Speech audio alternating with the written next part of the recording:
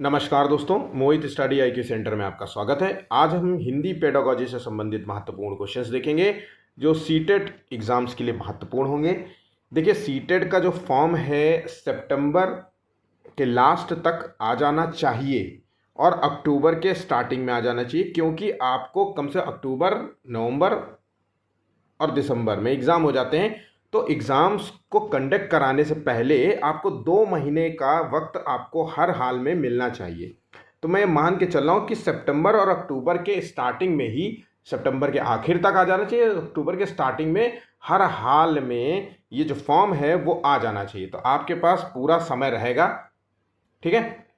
तो मेरा मानना है, तो इसलिए अगर आप सीटेट का एग्ज़ाम दे रहे हैं या देना चाह रहे हैं, अगर आपकी अभी भी तैयारी नहीं है तो आप हमसे जुड़ सकते हैं। मैं डेली आपको एग्ज़ाम से रिलेटेड क्वेश्चंस कराता हूं और बेहतरीन से बेहतरीन क्वेश्चंस कराता हूं। बिल्कुल सिंपल भाषा में पढ़ाने का प्रयास करता हूं।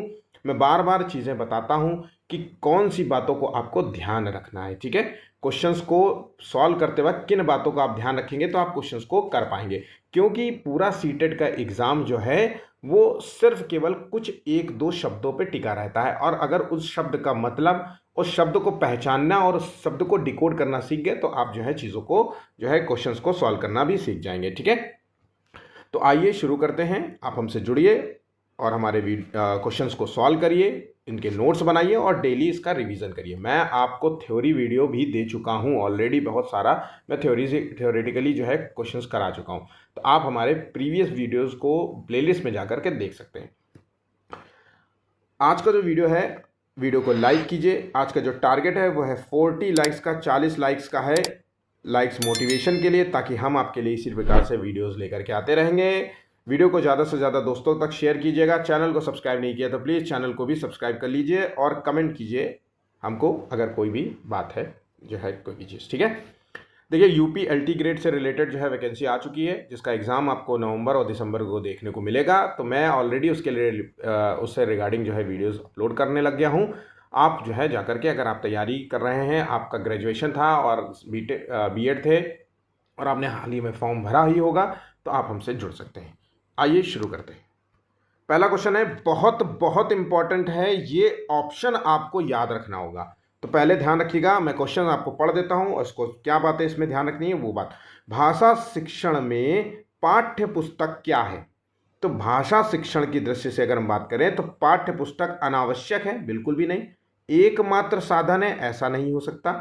साध्य और साधन है, ये जो दो शब्द दिए गए हैं, इसका अर्थ पता होना चाहिए। ये अर्थ अगर पता है तो कई बार क्वेश्चन में आपको बस ये दो बातें अगर दिख जाएं तो आप तो समझ लेना कि यही क्वेश्चन है और इसी से रिलेटेड है क्वेश्चन, ठीक है।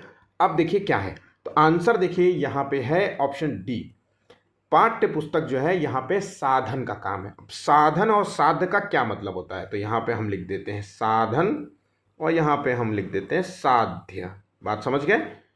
देखिए, साधन जो होता है वो होता है माध्यम, जिसे हम कहते हैं माध्यम, या कह सकते हैं उपकरण।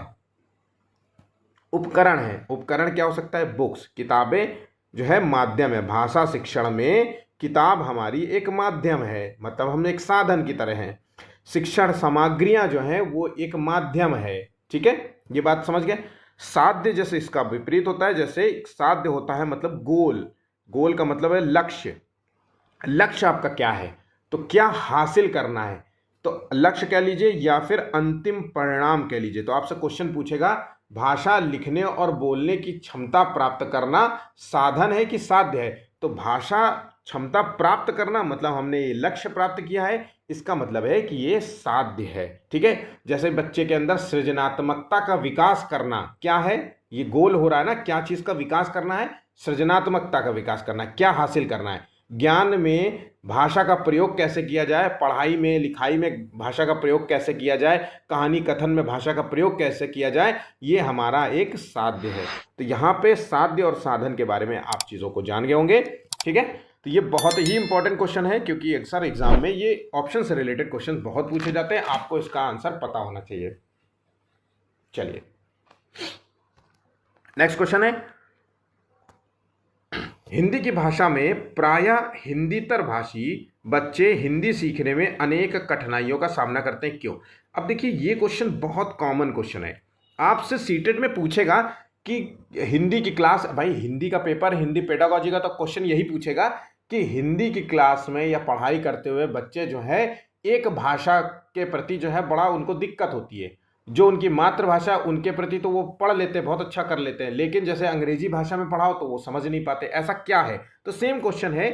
आप देखिए, आपकी मातृभाषा हिंदी है, और अगर आपको मैं साइंस और मैथ इंग्लिश में पढ़ाऊँ, जिन जो हिंदी में ही पढ़े हैं, इंटर तक ग्रेजुएशन भी हिंदी में ही किया है उन्होंने, तो उनको जो है चीज़ें समझ में नहीं आएंगी। तो ये इसका क्या वजह होती है? तो इसकी सेम वजह यही है कि वे मन लगा के नहीं पढ़ते, ऐसा है? बिल्कुल भी नहीं। उनके प्रति अरुचि होती है, ऐसा भी नहीं है। वो बहुत कठिन भाषा है, ऐसा नहीं है। अगर कठिन होती तो और भी बच्चे तो पढ़ रहे हैं, है ना? तो यहाँ पे उनकी संरचना में अंतर होता है। तो कई जो भाषाएं होती हैं, जो भाषाएं मातृभाषा हो या द्वितीयक भाषा हो या तृतीयक भाषा हो, एक दूसरे की संरचना में अंतर होता है, जिसकी वजह से हमें समझने में कठिनाई का सामना करना पड़ता है। आंसर हो गया ऑप्शन ए। इस बात को ध्यान रखना, ठीक है? बिल्कुल भी ये क्वेश्चन गलत नहीं होना चाहिए। मैं आपको 100% कह रहा हूं कि ये क्वेश्चन रिपीट नहीं, सैकड़ों बार रिपीट होगा क्वेश्चन, ठीक है? चलिए, भाषा अर्जन के संबंध में कौन सा कथन उचित नहीं है? अब देखिए, एक क्वेश्चन आपसे अर्जन और अधिगम के संबंध में पूछेगा। भाषा अर्जन क्या होता है, भाषा अधिगम क्या होता है, ये आपको पता होना चाहिए। मैं फिर से कहूंगा, भाषा अर्जन मतलब जो आपने अर्जित की है, जहां पे पैदा हो गया वही आपने अर्जित कर ली। अधिगम का मतलब होता है लर्निंग, लर्निंग का मतलब होता है सीखना। तो बस इतनी बात अगर आपको याद है, अर्जन का मतलब होता है ये एक स्वाभाविक जो है रूप से आपको मिलती है। आप जिस परिवार में जन्मे होंगे उसी परिवार की भाषा आप अर्जित कर लेंगे। जिस समाज में जन्मे होंगे तो उस समाज की हरकतें आप अर्जित कर लेंगे, है ना? जिस जगह पे आप जन्मे होंगे तो वहाँ की सोसाइटी के रूप में जो है जो भी आपको मिलेगा वो सब कुछ है। तो भाषा की बात करें तो भाषा आपने जहाँ आसपास से जो अर्जित करी है, अपने माहौल एटमॉस्फेयर से सीखा है। तो बस सिंपल सी बात है कि यहाँ पे। और भाषा अधिगम में क्या होता है? भाषा अधिगम में लर्निंग होती है। अब लर्निंग होगी तो इसका मतलब है कि आपको नियम चीज़ें सीखनी पड़ेंगी, ABCD सीखनी पड़ेंगी, इसके व्याकरणिक नियमों को जानना पड़ेगा कि भैया, है ना, ही और शी के साथ क्या आता है ना? और जो है वॉवेल से पहले ए आएगा कि एन आएगा, ये सारी चीज़ें तो नियम से। तो यहाँ पे भाषा अर्जन में ऐसे नियम की ज़रूरत नहीं होती। तो आंसर हो गया, भाषा के नियम सिखाए जाते हैं, यही गलत है यहाँ पे कथन, ये गलत कथन है। बाकी जो है, भाषा अर्जन परिवेश से प्राप्त भाषिक आंकड़ों के आधार पर सहज रूप से भाषिक नियम बनाए जाते हैं। भाषा अर्जन में भाषिक परिवेश का महत्वपूर्ण जो है रोल होता है, ठीक है? तो भाषिक परिवेश मतलब जहाँ पे आप रहते हो, इसमें से है समाज संस्कृति विशेषताओं को सहज रूप से आत्मसात किया जाता है, सहज रूप से स्वीकार किया जाता है। तो यहाँ पे तीनों पॉइंट्स अर्जन के संबंध में है और एक पॉइंट जो है अधिगम के संबंध में। जो पहली बार एग्जाम दे रहे हैं, मैं बार बार आपसे ये बात पॉइंट करता हूं कि जो पहली बार एग्जाम देने जा रहे हैं, आप मेरी बातों को बहुत अच्छे तरीके से समझ लीजिए। आपको अगर अभी भी कोई भी दिक्कत हो तो आप हमें कमेंट कीजिए, मैं आपको पूरे के पूरे जो है नोट्स प्रोवाइड कर दूंगा फ्री ऑफ कॉस्ट। मैं 1 रुपया नहीं मांगूंगा। मैं SST से रिलेटेड मैं आपको बिल्कुल थ्योरेटिकली वीडियो प्रोवाइड करता हूं, मतलब एक टॉपिक टू टॉपिक वाइज जो है क्वेश्चंस दे रहा हूं, ताकि आप पूरा एक सिलेबस कवर कर लो। पेपर में क्या होता है, पेपर कराऊंगा तो कुछ ना कुछ छूट जाएगा। अब हिंदी पेडागोजी में क्या होता है, टॉपिक्स बहुत कम है और इनमें क्वेश्चंस भी बहुत कम है, एक सिलेक्टिव जो है चीज़ें हैं। अब मैं आप बार बार ये भी कह रहा हूँ कि सीटेट में सिलेबस हाल ही में जल्द, मैं बार बार देखो कहता भी आ रहा हूँ। आप अगर मेरे 10 वीडियो देख लीजिए तो किसी न किसी वीडियो में आपको मिल जाएगा कोई ना कोई बात कहता हुआ कि भैया देखो, सीटेट के संबंध में बहुत कुछ बदलने वाला है।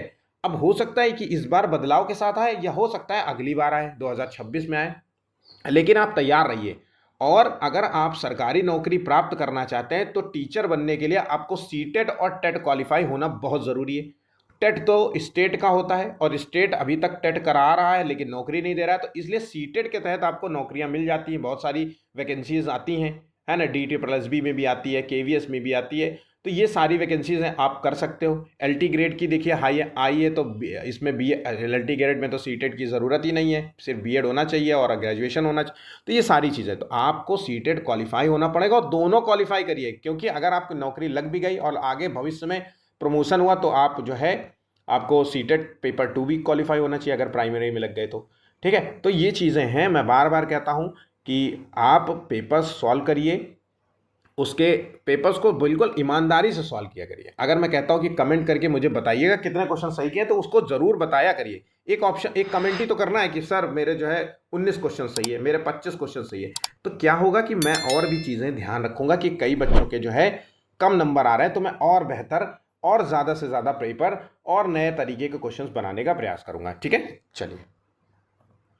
भारत में सतत और व्यापक मूल्यांकन का उद्देश्य क्या है? देखिए, मूल्यांकन के संबंध में क्वेश्चन जो है, ये चाहे सीटेट का सीडीपी पोर्शन हो, या चाहे हिंदी का पोर्शन हो, चाहे ईवीएस का पोर्शन हो, चाहे मैथ का पोर्शन हो, हर सेक्शन में ये क्वेश्चन पूछा जाएगा। तो कई बार क्या होता है कि सीटेट में ये इकलौता ऐसा क्वेश्चन नहीं होता, ऐसे कई क्वेश्चन होंगे जो 3-3 बार आया होगा, 3-3 बार डिफरेंट डिफरेंट रूप में। इसलिए इस चीज को समझ लीजिए। मूल्यांकन कई प्रकार के होते हैं। एक होता है सतत मूल्यांकन करना, एक होता है व्यापक मूल्यांकन करना, एक होता है निदानात्मक मूल्यांकन करना। उद्देश्य सबका एक ही है। मूल्यांकन किस लिए कर रहे हो आप? मूल्यांकन, आप मेरा मूल्यांकन कर रहे हो तो कुछ जानने के लिए कर रहे हो। तो मूल्यांकन का अर्थ ही होता है कुछ जानना। अब वो सही जानना, गलत जानना, ताकि हम समझ जाएं और इसका डायग्नोज एक तरीके से इसको समझ लीजिए, है ना। तो डायग्नोज, मूल्यांकन, इवैल्यूएशन इसीलिए किया जाता है ताकि हम ये जान पाएं कि ये सही है या गलत है, ये बच्चा गलत कर रहा है कि सही कर रहा है। तो सतत मतलब कंटिन्यूटी के साथ मूल्यांकन, हर स्टेज पे मूल्यांकन हो रहा है, डेली मूल्यांकन कि देखो इसको जरा, इस बच्चे का देखो कि ये सही से पढ़ाई करता है कि नहीं, है ना। हफ्ते में रोज इसका टेस्ट लो, रोज पूछो इससे क्वेश्चन, है ना। देखो कि ये याद हुआ, जब तक याद ना हो जाए तब तक जाने मत देना। ऐसे कुछ भाषा यूज किया जाता है ना पढ़ाई में हम लोग, है ना। व्यापक मूल्यांकन होता है जिसमें डीप जो है मूल्यांकन किया जाता है। बच्चे का जरा देखो, पूरा जो है सिलेबस इसका पूरा जो है तैयार है, याद है, कुछ कमियां तो नहीं रह गई। तो व्यापक में डीपेस्ट मूल्यांकन होता है, डीप में बिल्कुल बहुत गहराई से उसका मूल्यांकन किया जाता है। तो इनका मूल्यांकन जो होता है वो इसलिए होता है कि कमियां, केवल बच्चों की कमियां जानना होता है, या केवल यह जानना कि बच्चों ने कितना सीखा। अगर केवल शब्द आ जाए तो इसको तुरंत आप लोग या तुरंत काट देना, क्योंकि क्वेश्चन पॉजिटिव आपसे पूछा है कि क्या करना चाहिए, और ये एक निगेटिव टर्म में आता है। ठीक है, मैंने ये ऑलरेडी टैग वर्ड्स में आपको समझा रखा है, तो वहां से आपको ये वीडियो देखना चाहिए। अब केवल पास और फेल करना, ये भी एक निगेटिव टैग वर्ड है। बच्चों द्वारा भाषा सीखने की प्रक्रिया को जानना, समझना, और फिर उसकी जो है भाषा सीखने में जो है प्रक्रिया को जानना और समझना, फिर उसका निदान करना है, ये इसका मूल उद्देश्य होता है। तो ऑप्शन यहाँ पे डी सही जवाब होगा। भाषा की प्रकृति के संबंध में कौन सा कथन जो है उचित नहीं है? आंसर देखिए पांचवे का। तो प्रकृति, नेचर के संबंध, भाषा के नेचर के संबंध में कौन सा कथन उचित नहीं होगा? भाषा एक दूसरे के सानिध्य से फलती फूलती है, बिल्कुल सही बात है। भाषा एक नियमबद्ध व्यवस्था है, नियमों के तहत चलती है। नियम, अब यही सेंटेंस है, एक नियम के तहत है कि पहले जो है नाउन लिखा जाएगा, फिर दूसरे में प्रोनाउन होगा, फिर वर्ब होगा। ये सब नियम प्रक्रिया बनाई गई है, तभी तो उसको जो है सही से आप पढ़ पाएंगे। भाषा का जितना अधिक प्रयोग किया जाए वो उतना ही और उस मजबूत होती जाती है। तो यहाँ पे भाषा कठोरता से व्याकरणिक नियमों का अनुसरण करती है, ये जो कथन है ये गलत कथन है। आंसर हो गया यहाँ पे ए। जिन लोगों ने ए लॉक किया था वो सभी सही है। ठीक है, अगला क्वेश्चन है, द्वितीय भाषा के रूप में हिंदी सीखने का मूल उद्देश्य क्या है? यहाँ पे सेकंड जो है भाषा है हिंदी। तो प्राइमरी भाषा क्या है? तो प्राइमरी कुछ भी हो सकती है। मान लीजिए प्राइमरी इंग्लिश होगी भाषा, ठीक है, या फिर पंजाबी भाषा हो सकती है, पंजाब में रह रहे होंगे तो पंजाबी मातृभाषा होगी, और किसी देश में रह रहे होंगे तो इंग्लिश मातृभाषा होगी, तमिलियन में तमिल होगा, तेलुगु होगा, कन्नड़ होगी, पंजाब कुछ भी हो सकती है, बांग्ला हो सकती है। तो अगर हम इन भाषाओं के अलावा द्वितीयक भाषा को, हम सेकेंडरी भाषा को हम हिंदी के रूप में सीख रहे हैं, तो इसका क्या मतलब रहता है कि अगर द्वितीयक भाषा को हम सीख रहे हैं हिंदी को, तो इसका मतलब है कि हम जो वहाँ की दैनिक दिनचर्या में जो काम हो रही है भाषा, वो इसी में हो रही है। तो इससे क्या होता है, हमें दैनिक जीवन में हिंदी में समझने और बोलने की क्षमता का विकास करना होता है। आंसर हो गया ऑप्शन डी। ऐसे समझ लो कि जैसे कि मान लो आपकी हिंदी भाषा है, ऐसे समझ लो हिंदी भाषा आपकी प्राइमरी भाषा है, यहाँ पे द्वितीयक भाषा की जगह इंग्लिश लिखा होता, तो इंग्लिश क्यों सीखते हो आप बताओ? आपको अगर द्वितीयक भाषा, कहीं आप रह रहे हो प्राइमरी भाषा होने के बाद भी इंग्लिश इसलिए सीख रहे हो क्योंकि आपको उससे काम है, उस भाषा से या तो पढ़ाई कर रहे होगे, है ना। आप पढ़ाई कर रहे होगे तो पढ़ाई मतलब दैनिक जीवन में जो है इसका यूज़ होगा। भाई इंग्लिश भाषा का यूज़ हो रहा होगा तभी तो आप सीख रहे हो, नहीं तो कन्नड़ क्यों नहीं सीख रहे हो, तेलुगु क्यों नहीं सीख रहे हो, अफ्रीका की कोई एक भाषा क्यों नहीं सीख रहे हो। भाई अंग्रेजी ही क्यों सीख रहे हो, अंग्रेजी इसलिए सीख रहे हो क्योंकि वो दिनचर्या, वो आपको ज़रूरत है उसकी। तो आंसर हो गया ऑप्शन डी। यहाँ पे बात समझ गए। चलिए, हिंदी भाषा में, हिंदी शिक्षण में कौन सा बिंदु सबसे कम महत्वपूर्ण है। तो अगर हिंदी शिक्षण की बात करें तो भाषाई अभ्यास कराते रहना चाहिए बच्चों को, भाषिक परिवेश में जो है रखना चाहिए। भाषिक परिवेश में क्या है, जैसे बच्चों को बोलने दीजिए, एक दूसरे से जो है कम्युनिकेट करने दीजिए, ऐसा माहौल क्रिएट करिए ताकि बच्चे अपने भाषा का ज़्यादातर प्रयोग कर सके, है ना। पाठ्य सामग्री का यूज़ करिए, पाठ्य सामग्री यूज़ करिए। परीक्षाएं जो है भाषा शिक्षण में सबसे कम रोल अदा करती हैं। आंसर हो गया ऑप्शन डी। यहाँ पे ऑप्शन गलत है, ठीक है, क्योंकि यहाँ पे पूछा जा रहा है कम महत्वपूर्ण। चलिए, इनमें से कौन सा प्राथमिक स्तर पर हिंदी भाषा शिक्षण का उद्देश्य नहीं है। तो प्राइमरी लेवल पर हिंदी भाषा शिक्षण का उद्देश्य नहीं है। तो देखिए, संदर्भ के अनुसार अनुमान लगाकर पढ़ने का प्रयास करना, चित्रकारी को स्वयं की अभिव्यक्ति का माध्यम बनाना, यहाँ पे सुनी गई बातों को ज्यों का त्यों दोहराना जो है, ये जो है आपका हिंदी भाषा शिक्षण का उद्देश्य नहीं माना जाएगा। आंसर है यहाँ पे डी। नेक्स्ट, उच्च प्राथमिक स्तर पर बच्चों के लिए साहित्य का चयन करते समय आप किस बात का सर्वाधिक ध्यान रखेंगे। तो देखिए, अगर हम बच्चे के लिए कोई लिटरेचर सेलेक्ट कर रहे हैं, लिटरेचर मतलब जो भी बच्चे को पढ़ने में जो है आसानी हो, पढ़ने में आप जो बुक्स होती हैं, लिटरेचर मतलब जो बच्चों की, छोटे बच्चों की बुक्स होती है।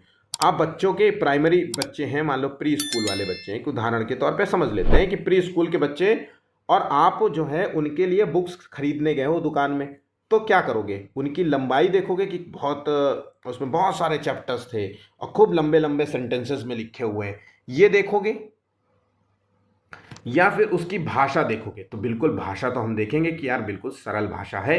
रचनाकार की प्रसिद्धि देखोगे कि ये किस राइटर की है, तो बिल्कुल भी नहीं। तो यहाँ पे ए और डी तो तुरंत गलत हो जाता है। अब आ जाते हैं सरल भाषा। तो बिल्कुल बहुत ज़रूरी है कि साहित्य जो है, जो भी बुक्स आप खरीद रहे हो वो सिंपल भाषा में हो, बच्चों को आसानी से समझे, बच्चों का स्तर और उन रुचि को जो है ध्यान में रख कर देखोगे। तो भाई देखो, ऐसा है कि छोटा बच्चा भाषा को तो समझेगा नहीं, क्योंकि ये तो आपको पढ़ानी है। तो इस बात पे न ध्यान देकर के हम ये देखना है कि हमारे बच्चे का स्तर क्या है और उसका इंटरेस्ट कैसा है। तो हम ऐसी बुक्स लाएंगे जिसमें आर्ट की फ़ोटोज़ हों, खूब सारी डिज़ाइन, कुछ मतलब फ़ोटोज़ बनी हो, है ना, चित्रकारी बनी हो, है ना, नए नए जो है बड़े स्टाइलिश जो है ड्राइंग बनी हो, इस तरीके की चीज़ों का हम चयन करेंगे। यहाँ पे उच्च प्राथमिक स्तर की बात हो रही है, तो यहाँ पे भी हम बच्चों का स्तर का ध्यान रखेंगे। तो इंटरेस्ट हमारे लिए बहुत ज़रूरी है बच्चे पे, ये पॉइंट आपको हमेशा याद रखना है, क्योंकि हम यहाँ पे जो पढ़ा रहे हैं वो टीचर सेंटर्ड नहीं है, वो हम चाइल्ड सेंटर्ड एजुकेशन दे रहे हैं, एजुकेशन की बात करते हैं, ये बात भी याद रखिएगा, ठीक है। चलिए, कहानियां बच्चों के भाषा विकास में किस प्रकार सहायक है। तो कहानियां जो है बच्चों के लैंग्वेज डेवलपमेंट में कितनी हेल्प करती हैं। 10वें का देखिए, तो कहानियां क्या करती हैं, सिंपल सा है आंसर, कहानियां बच्चों के अंदर इमेजिनेशन क्षमता को बढ़ाती हैं। इमेजिनेशन क्षमता बढ़ेगी तो बच्चा चिंतनशील होगा, सोचेगा। अगर मैं कहूँ कि बच्चा आप एक ऊंट सोचो जो जो है जंगल में घूम रहा है, तो बच्चा जंगल की इमेज बनाएगा अपने दिमाग में, ऊंट बनाएगा, है ना, ये सारी चीज़ें होंगी। तो बच्चे के अंदर एक कल्पना शक्ति डेवलप होती है, सोचने की क्षमता, क्रिएटिविटी डेवलप होगी, सृजनात्मकता का विकास होता है और चिंतन का विकास होता है। तो यहाँ पे यही आंसर हो गया, ठीक है। कहानियाँ इतना लिख लो, कहानियाँ जो है बच्चों में कल्पना शक्ति, सृजनात्मकता, चिंतन को बढ़ावा देती हैं। यहीं से आप आंसर लगा लेंगे। बाकी नियम सिखाए जाते हैं, खाली समय का सदुपयोग करता है, बुक सबसे अच्छी महत्वपूर्ण हिस्सा होता है, ये बिल्कुल भी नहीं है, ठीक है। महत्वपूर्ण भाषा अर्जन और अधिगम में महत्वपूर्ण अंतर क्या है। तो मैंने आपसे पहले भी कहा था कि भाषा अर्जन और अधिगम दो चीज़ें पूछी जाती हैं। अर्जन मतलब स्वाभाविक रूप से प्राप्त की गई है, अधिगम मतलब जो है आपने नियमों के तहत सीखा है। ये बातें आप याद रखिएगा। तो यहाँ पे ये सीखने और सिखाने की पद्धति है या भाषिक परिवेश की उपलब्धता है। तो 11वें का जो आंसर है, बहुत सारे बच्चों ने सी आंसर लगाया होगा, बल्कि ये नहीं है, आंसर है यहाँ पे डी। यहाँ पे क्या होता है, भाषिक परिवेश की उपलब्धता है। उपलब्धता ये जो है एक स्वाभाविक रूप से प्राप्त हो जाती, विक रूप से मिलती है, परिवेश में रहती है, समाज और संस्कृति के दायरे में रहते हुए आप जो सीखते हैं वही अर्जन है आपका। अधिगम में क्या होता है, लर्निंग बेस्ड होती है, तो आप सीखेंगे, नियम सीखेंगे, है ना, किताबें लाएंगे, किताबों का अध्ययन करेंगे, उससे कुछ पढ़ेंगे, तो ये उसको, तो यहाँ पे परिवेश की उपलब्धता ही है पद्धति, इसको नहीं आंसर लगाइएगा, ठीक है, यहाँ पे बात समझ गए। चलिए, निम्नलिखित में से कौन सा उच्च प्राथमिक स्तर पर भाषा शिक्षण का उद्देश्य नहीं माना जाएगा? तो सही रूप में समझना, व्याकरण के नियमों को रटना। तो 12 का आंसर है यही नहीं माना जाएगा मैंने, क्योंकि पहले ही भी बताया है कि रटना जो है किसी भी स्तर पे काम नहीं करेगा। आंसर हो गया ऑप्शन बी तुरंत। जैसे ही रटना वाला शब्द आया, नियमों का रटना, नियमों को याद करना, परिभाषाओं को याद करना, परिभाषाओं का रटना, ये आ जाए तुरंत उसको तुरंत जो है हटा देना, ये उद्देश्य नहीं होगा। निगेटिव आंसर था, इसलिए निगेटिव ही आपको उत्तर देना पड़ा, क्योंकि रटना जो है एक निगेटिव टैग वर्ड के रूप में जाना जाएगा। अपनी मातृभाषा में किसान पर लिखी गई कविता को अपने मित्रों और टीचर को सुनाओ। हिंदी भाषा की पाठ्य पुस्तक में यह प्रश्न क्या है? तो देखिए, अपनी मातृभाषा में किसान पर लिखी गई कविता को अपनी मित्रों और शिक्षक को सुनाना। एक टीचर ने क्या किया कि भाई एक कोई कविता होगी, पढ़ाया होगा, या किताब से पढ़ाया होगा, या स्वयं से बताया होगा टीचर ने। फिर उसने कहा सब बच्चों से एक जो है टास्क दिया कि सब लोग अपनी अपनी भाषा में बताएं। तो मातृभाषा में जिसकी कोई क्षेत्रीय भाषा कुछ और होगी, कोई पंजाबी में बोलेगा, कोई तेलुगु में बोलेगा, कई सारी चीज़ों को बोलेगा। तो ये जो चीज़ है, ये जो है क्या कर रहा है, तो ये गीत गाने के अवसर नहीं दे रहा है, क्योंकि क्लासरूम जो होती है वो बहुभाषी क्लासरूम होती है। बहुत सारे बच्चे जो होते हैं वो अलग अलग भाषा वाले होते हैं। तो यहाँ पे जो टीचर कर रहा है वो बहुभाषिक संदर्भ को पोषित करने की प्रयास कर रहा है। 13वें का आंसर है यहाँ पे बी, ठीक है। भाषा के संदर्भ में निदानात्मक परीक्षण का उद्देश्य क्या है? तो देखिए, भाषा के संदर्भ में अगर हम निदानात्मक परीक्षण की बात करें तो निदान करना मतलब डायग्नोज करना। और डायग्नोज हम क्यों करते हैं? ताकि हम अपने कोई भी समस्या का जो है पता लगा पाए कि ये समस्या क्या है। निदान, जब समस्या का पता हो जाएगा तो आप उस समस्या का निदान भी कर पाएंगे। तो बस इसका मूल अंतर यही होता है कि कठिनाइयों के संबंध में कारणों की पहचान करना होता है। आंसर हो गया ऑप्शन यहाँ पे डी सही जवाब होगा, ठीक है। चलिए, अल्लू अर्जुन जो है 1 साल पहले आंध्र प्रदेश से उत्तर प्रदेश आया था। वो हिंदी भाषा का प्रयोग करते समय त्रुटियां करता है। एक टीचर के रूप में आप किस कथन को सही मानेंगे? तो देखिए, अल्लू अर्जुन जो कि साउथ का एक आदमी है, आंध्र प्रदेश में रहने वाला होगा और यूपी आ गया, किसी वजह से आया होगा, ट्रांसफ़र हुआ होगा, या फिर जो है ऐसे घूमने आया होगा, या कुछ दिन के लिए कुछ काम होगा। तो हिंदी भाषा का यूज़ तो करना जानता है, लेकिन बहुत गलतियां करता है। तो आप किस चीज़ को मानेंगे? उसे रोज़ 1 घंटा जो है बोलने का अभ्यास करने के लिए कहेंगे? बिल्कुल भी नहीं। अल्लू अर्जुन को भाषा प्रयोग के अधिकाधिक अवसर या प्रोत्साहन देने का प्रयास करेंगे? ये हम कर सकते हैं। बार बार उसकी त्रुटियों के बारे में बताना, ये भी नहीं होगा, ये भी टैग वर्ड गलत होगा। बार बार बच्चों को गलतियां बताना कि ये गलत है, ये गलत है, क्या बार बार ये गलत लिख रहे हो, ये नहीं करना चाहिए। इससे क्या होता है, बच्चा डीमोरलाइज हो जाता है, उसका जो है पढ़ने की जो है उत्साह जो है, रुचि, इंटरेस्ट कम होने लगती है। अल्लू अर्जुन की मातृभाषा का प्रभाव लक्ष्य भाषा पर नहीं पड़ने देना चाहिए। मतलब जो भी उसकी मातृभाषा है ना, उस पर लक्ष्य भाषा मतलब हिंदी पर नहीं पढ़ने, मतलब कुछ भी नहीं, जैसा है वैसा रहने दो भाई, चिल्लो गलतियां करने दो। बात समझ में आए? ये तो यहाँ पे जो आंसर है, हमें सबसे ज़्यादा होना चाहिए कि बच्चे को सबसे ज़्यादा से ज़्यादा हम अवसर देंगे बोलने का, पढ़ने का, लिखने का, है ना, और उसे मोटिवेट करने का प्रयास भी करेंगे ताकि वो और भी इंटरेस्ट ले, बोरियत ना महसूस हो और वो चीज़ें को और आसानी से सीख पाए। यही हमें हर ऑप्शन में मिलेगा आंसर, ठीक है। चलिए, हिंदी भाषा की पाठ्य पुस्तक में लोकगीतों को शामिल करने का कौन सा उद्देश्य सबसे कम महत्वपूर्ण है? लोकगीत क्या होते हैं? जो क्षेत्रीय भाषा को जो है जो एक किसी विशेष क्षेत्र में बोले जाने वाले जो है गीत होते हैं, यही उसी को कहते हैं लोकगीत। तो सबसे कम उद्देश्यपूर्ण क्या है, तो यहाँ पे लोकगीतों के संबंध में राज्यों की जानकारी देना। देखिए लोकगीत जो है वो किस राज्य में गाया जाता है, किस क्षेत्र में गाया जाता है, ये इसका मूल होता है। लोकगीतों की रसानुभूति, कभी कभी ऑप्शंस पूरे भी पढ़ लेना, ऐसा नहीं है। देखो आंसर पहले नजर में हमको पता चलता है कि आंसर ए है। दूसरा, लोकगीतों की रसानुभूति, मतलब लोकगीतों को शामिल करना इसीलिए किया जाता है ताकि उसमें जो रस है, मतलब उसमें जो भाषा का एक नया प्रकार है ना, गीत है, लय है, वो उसके बारे में बताना कि भाई अवधि में गाया कैसे जाया जाता है, मथुरा में जो है कैसे गीत गाए जाते हैं, कानपुर की नौटंकी में किस तरीके के गीत गाए जाते हैं, ये सारी चीज़ें होती है। तो लोकगीतों के माध्यम से भारत की सांस्कृतिक विशेषताओं से परिचित कराना था, बिल्कुल सही बात है। भारत की जो संस्कृति है उससे परिचित कराया जाता है लोकगीतों के माध्यम से। लोकगीतों की भाषिक विशेषताओं से परिचित कराया जाता है, ठीक है। तो आंसर यहाँ पे जो सही है वो है ऑप्शन ए। सबसे कम महत्वपूर्ण यही है कि राज्यों के बारे में जानकारी देना, कि ये लोकगीत किस राज्य में गाया जाता है, इसके बारे में जानकारी देना इसका मूल उद्देश्य में आता है। तो ये मूल उद्देश्य में नहीं है, बाकी सारे ऑप्शंस जो है तर्क संगत हैं, ठीक है। बच्चों में पढ़ने लिखने की कुशलता में विकास में सर्वाधिक सहायक है।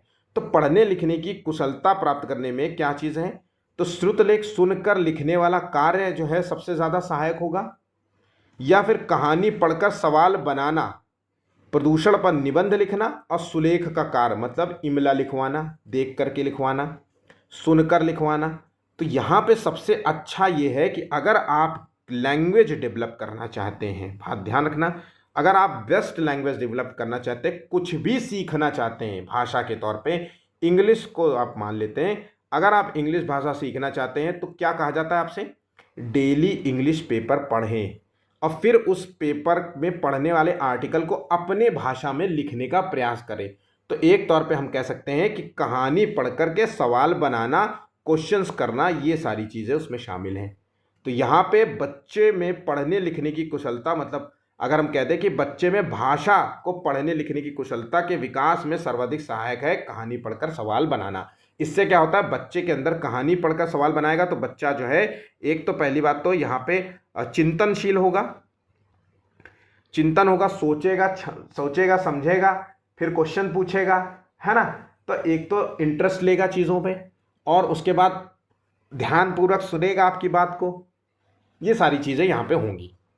अगला क्वेश्चन, हिंदी भाषा का आकलन करते समय पोर्टफोलियो जो है बच्चों के बारे में यह बताता है कि, अब पोर्टफोलियो क्या होता है, पोर्टफोलियो का हम एक सिंपल से शब्द में हम अगर कहें तो रिपोर्ट कार्ड बनाना। अब रिपोर्ट कार्ड में सब कुछ होता है। आजकल के रिपोर्ट कार्ड, मेरे समय में रिपोर्ट कार्ड होता था तो सिर्फ केवल नंबर दिए जाते थे, उसमें पास और फेल वाला ना एक सेक्शन होता है जिसमें कितने नंबर मिले, कितने का मार्क्स था, बस इतना ही होता था। यहाँ पे सब्जेक्ट्स लिखे रहते थे ऐसे। अब क्या होता है, रिपोर्ट कार्ड स्कूल्स में लिखता है तो वहाँ पे बच्चे के जो है, उसमें जो है बच्चे का दिखाया जाता है कि भैया ये ड्रेस पहन के कैसे आता है, गंदे कपड़े रहते हैं कि नहीं, नेल्स साफ रहते हैं कि नहीं, सोशल जो है एक्टिव रहता है कि नहीं, खेल कूद में एक्टिव रहता है कि नहीं, है ना, टीचर के साथ उसका बिहेवियर, तो सारा चीज़ जो है उस रिपोर्ट कार्ड में शामिल होता है। अटेंडेंस भी होती है ना। तो यहाँ पे रिपोर्ट कार्ड ये बताता है कि बच्चे, उनकी प्रगति में टीचरों की भूमिका कितनी है। तो रिपोर्ट कार्ड जो बताता है कि बच्चा जो, उसका जो प्रोग्रेस हो रहा है उसमें टीचर ने क्या किया है। भाई बच्चा पढ़ाई में था मान लीजिए, और पढ़ाई में बच्चे को जो है आपने देखा कि बच्चा जो है ABCD भी लिख लेता है, A से Z तक जो है उनके जो है A for Apple, B for ball को कंप्लीट रूप से लिख लेता है। पहले जब आया था तो वो नहीं लिख पाता था, अब वो लिख लेता है। इस बार पहले टेस्ट में देखिए उसके जो है 10 में से 4 नंबर हैं। अब जो है सेकेंड यूनिट टेस्ट जब 2 महीने बाद हुआ तो 10 में से जो है 8 नंबर आए हैं। तो इस तरीके से जो है उसकी भूमिका होती है। तो टीचर की भूमिका यहाँ पे देखी जाती है। ऑप्शन यहाँ पे बी सही जवाब होगा। टीचर की स्वयं की भाषा की कुशलता क्या है, तो टीचर के स्वयं की भाषा की कुशलता जो है कि वो भाषा का किस तरीके का रूप प्रदर्शित कर रहा है। शालीन भाषा होनी चाहिए, साफ सुथरी होनी चाहिए, बच्चों को समझ में आनी चाहिए, है ना। थोड़े गलत लैंग्वेज नहीं होनी चाहिए कि कोई क्या कर रहा है बे, इधर आ, ऐसे भाषा नहीं होनी चाहिए। तो बच्चों में जो है भाषा प्रयोग के लिए आदर्श रूप प्रस्तुत करती है, आदर्श, क्योंकि वो आपकी भाषा ही सीखते हैं, जैसा आप बोलेंगे वैसा ही वो सीखेंगे। ठीक है, तो आंसर यहाँ पे ए ध्यान रखिएगा। श्रुति जो है बचपन से ही गुजराती बोल समझ लेती है, वो कभी विद्यालय नहीं जाती है। उदाहरण क्या है? तो देखिए, अगर वो बचपन से ही गुजराती बोल लेती है तो इसका मतलब है कि उसकी भाषा जो अर्जन है वो गुजराती में हुई है, उसका माहौल जो है वो गुजराती में था, गुजरात के परिवार में जन्मी पली बड़ी, वहीं की भाषा बोलती है। अगर वो होती कि गुजराती बोल लेती है और फिर जो है अब हिंदी भाषा सीख रही, तो वो अधिगम प्रक्रिया में आता है। लेकिन यहाँ पे क्या रहा, विद्यालय भी नहीं गए, तो ये इसका मतलब है कि उसने घर से सीखा है, अपने आसपास से सीखा है, बोलचाल से सीखा है। ऑप्शन यहाँ पे ए सही जवाब होगा। तो अर्जन केवल घर में ही नहीं होता, आसपास से भी होता है। कई बार देखते हो आप कि मैं एक बार जो है कहीं घूमने गया था, ठीक है, तो मैं गया था आगरा में ताजमहल घूमने। तो वहाँ पे जो गाइड होते हैं जो ताजमहल के बारे में बताते हैं, वो एक छोटा सा बच्चा जो कि होगा मुश्किल से 20 साल का, उससे भी कम ही का होगा, वो धड़ाधड़ इंग्लिश बोले जा रहा था। ठीक है, और जब उससे पूछा कि ये तुमने कहाँ से सीखा, तो उसने कहा कि मैंने बस ऐसे ही सीख लिया, सबसे जो है बात करते करते धीरे धीरे 5-6 साल लगे मुझे सीखने में, और मैं धीरे धीरे बोलने लग गया।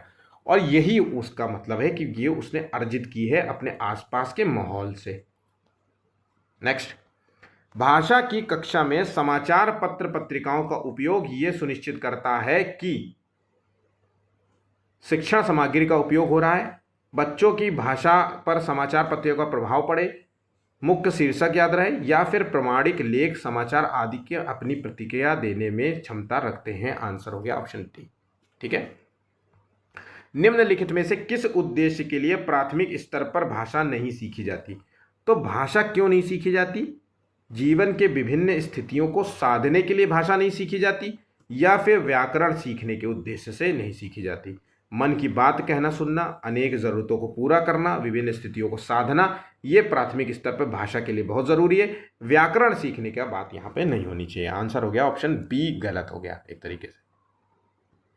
8वीं कक्षा में पढ़ाने वाले टीचर अक्सर बच्चों के गलत शब्दों के नीचे शब्द का ठीक रूप लिख करके दोनों में अंतर करने के लिए कहते हैं। इसका मूल उद्देश्य क्या है? तो बच्चे का, टीचर का जो मूल उद्देश्य दोनों में अंतर करने के लिए कहते हैं, ये इस पर टीचर क्या है ध्यान देना चाह रहा है कि भैया देखो इस पॉइंट पे आप यहाँ गलती कर रहे हो, बड़ा बच्चा है ना, इसलिए इसको ज़रूरी है कि उसकी बर्तनी को सुधारा जाए। तो अवलोकन द्वारा सही बर्तनी की ओर ध्यान। तो अगर मान लीजिए कि यहाँ पे बर्तनी शब्द लिखा हो, बच्चे ने लिख दिया हो बर्तनी, है ना, तो टीचर क्या करेगा, उसको काट करके वर्तनी लिख देगा। ठीक है, जहाँ जहाँ होगा वर्तनी लिख देगा, ऐसा गोला मार देगा। ये अक्सर हम लोग करते हैं। तो इससे क्या होगा कि जब बच्चा जो है कॉपी खोलेगा तब देखेगा अच्छा ये गलत है, तो वो सीखने का, तो अवलोकन द्वारा सिखाने का प्रयास कर रहा है, बिना टोके रोके टोके। वो ये नहीं कर रहा है कि टोक दे रहा है, डांट रहा है, ऐसा कुछ नहीं। अवलोकन द्वारा सही बर्तनी की ओर उसका ध्यान खींचने का प्रयास कर रहा है। ठीक है, ऑप्शन यहाँ पे बी सही जवाब होगा। भाषा की कक्षा में कौन सी शिक्षण युक्ति सबसे कम प्रभावी है? तो सबसे कम प्रभावी है उचित गति और प्रवाह के साथ पढ़ने पर बल देना, ये तो बहुत जरूरी है। शुद्ध उच्चारण पर अधिक बल देना, बच्चों की रुचि के अनुसार परिचित विषय का प्रसंग पर चर्चा करना, जिस प्रसंग पर, जिस टॉपिक पर बच्चों का इंटरेस्ट है, जिस कहानी पर इंटरेस्ट है, उस पर हमें चर्चा करनी चाहिए, ना कि उसके जस्ट विपरीत करना चाहिए, बिल्कुल भी जरूरी है। दूसरों की हस्तलिखित सामग्री, पत्र आदि पढ़वाना, इससे भी बहुत काम आता है। तो यहाँ पे आंसर जो होगा सबसे कम प्रभावी होगा, ऑप्शन यहाँ पे बी जो है सही जवाब होगा।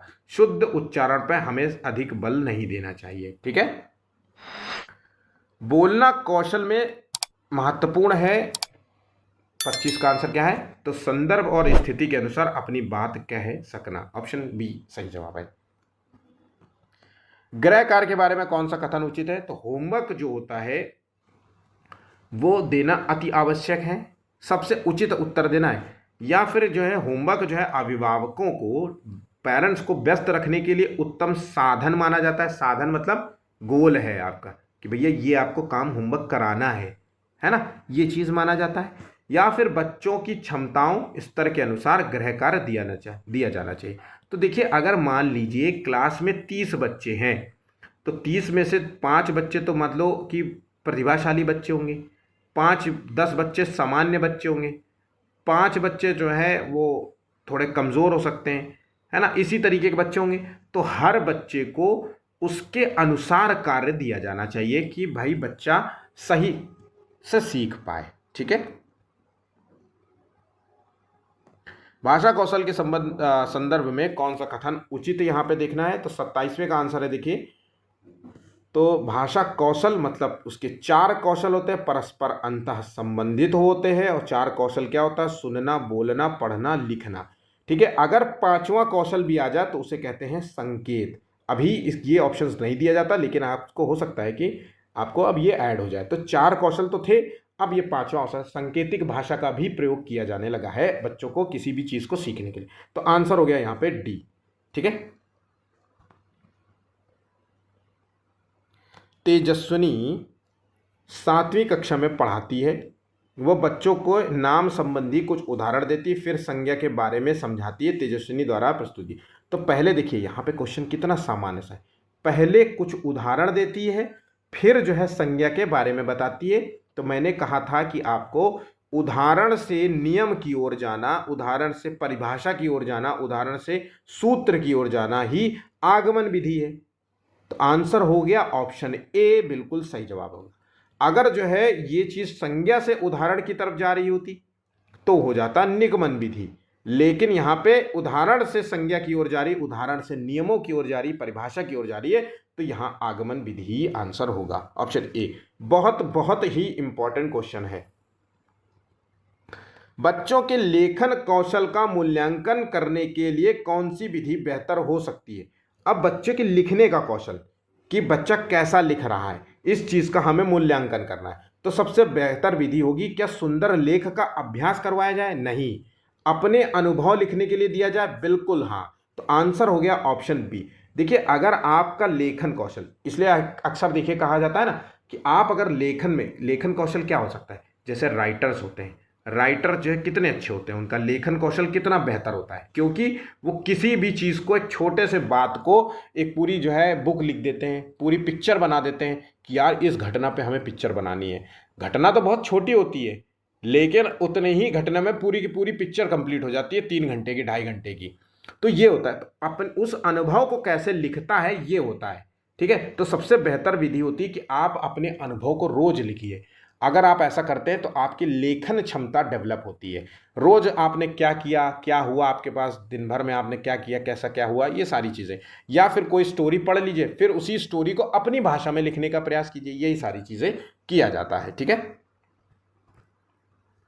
पंजाबी भाषी सुखविंदर प्रायः जो है भजन को भजन कहता है। ये शब्द भजन है, उसको भजन कहता है। भाषा के रूप में जो है आप क्या करेंगे? तो देखिए, उसका शब्द में दिक्कत क्या है कि उसके जो शब्द जो हैं, दोनों शब्दों में जो जो बोलियां हैं ना, उसमें अंतर है, इसकी वजह से होता है। तो डांटेंगे बिल्कुल भी नहीं। जैसे आपको देखिए, आप बिहार का कोई भी, करोड़ होता है, करोड़, लेकिन अगर बिहारी को, बिहार के लड़के को अगर आप बोलेंगे तो वो बोलेगा करोड़, करोड़ ये बोलता है। अक्सर आपने रा को रा ही बोलते हैं, या फिर जैसे आपने कभी शाह को सा ही बोलना है ना, तो ये आपने शाह को शाह बोलना ही होता है। तो ये चीजें होती है। तो यहां पे आंसर हो गया ऑप्शन बी। तो हमारे 30 क्वेश्चन यहां पे समाप्त होते हैं। वीडियो अच्छा लगा हो तो प्लीज़ लाइक ज़रूर करते हुए जाइएगा। 40 लाइक्स का टारगेट है। शेयर कीजिए अपने दोस्तों के साथ। चैनल को सब्सक्राइब नहीं किया तो प्लीज़ इसको भी कर लीजिएगा। आज के लिए बस इतना ही है। धन्यवाद।